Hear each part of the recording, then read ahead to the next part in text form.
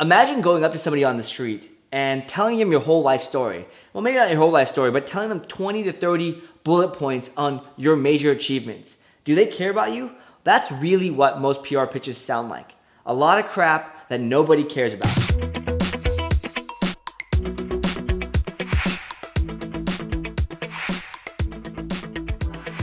Let's talk about how to write PR pitches that actually get you press, to get you mentions, to get your brand included, to get your story told and your voice heard. So first and foremost, I get about 100 or so pitches every single day. They all suck. They're frankly really, really annoying. Here's all the screenshots of pitches I've received. Really freaking annoying. Most of them fail to hit a lot of the things I'm going to tell you not to do today. So first and foremost, keep your emails short. 3-4 sentences is all you should take up in an email to explain what the heck it is that you do.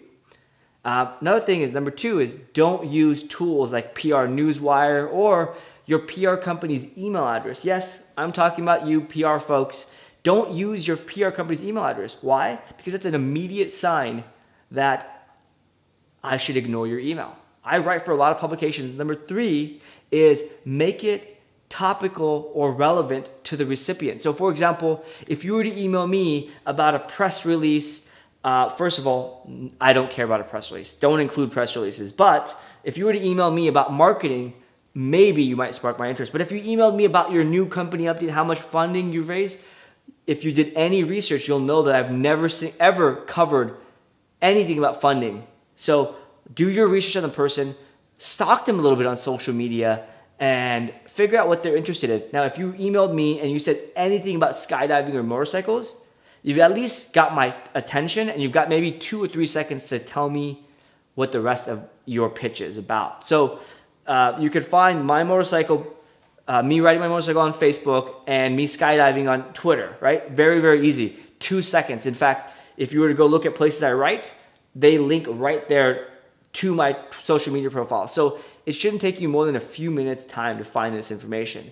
Next is to show that you put some time into it, aka personalize it. Again, if you were to email me and you said something about skydiving and the fact that like, when's the last time you went skydiving, or you related to me that you're a skydiver, I would at least talk to you, right? You now have appealed to my human side, not my like guards up writer side of things, but appeal to that person. And I can guarantee you, if you look hard enough, you can find a lot of information.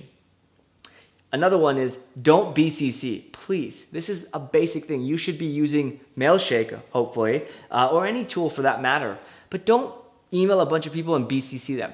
This is purely, utterly laziness. It is so bad. It's very clear. It shows up as BCC to you, and you know they emailed a bunch of other people. So just don't do it. Next, get their attention on social media. Get their attention first. If they have content they've created, maybe you share it. Maybe you have a conversation with them on Twitter. If you email me or tweet at me saying, hey, got a crazy idea for you. I just emailed you.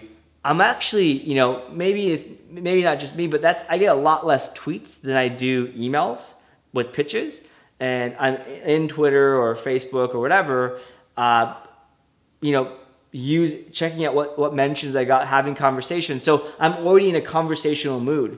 You might just get me and go. Now, it's not about me. It's about the person that you're reaching out to. So understand what channel they're most active on, right? If they're most active on LinkedIn, start commenting on their stuff. Share their stuff and add your insight and how awesome it is or whatever. Obviously, you're going to have to say good things about that.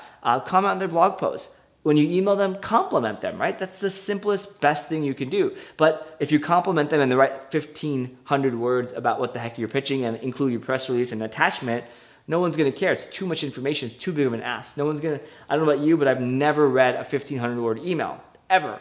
I usually mark it as unread or delete it. And at some point I purge my inbox and no one ever reads it. Anyways, all right. Next is to focus on starting a conversation or building a relationship rather than going straight for the ask. So don't say, hey, somebody on the street, can you help me out? Can you give me $50? No. Become their friend. Start a conversation, right?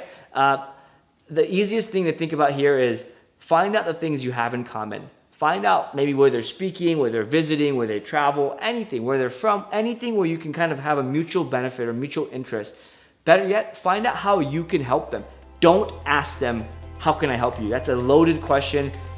Suggest something specific you can help them with. All right, and my last one is to keep your emails short.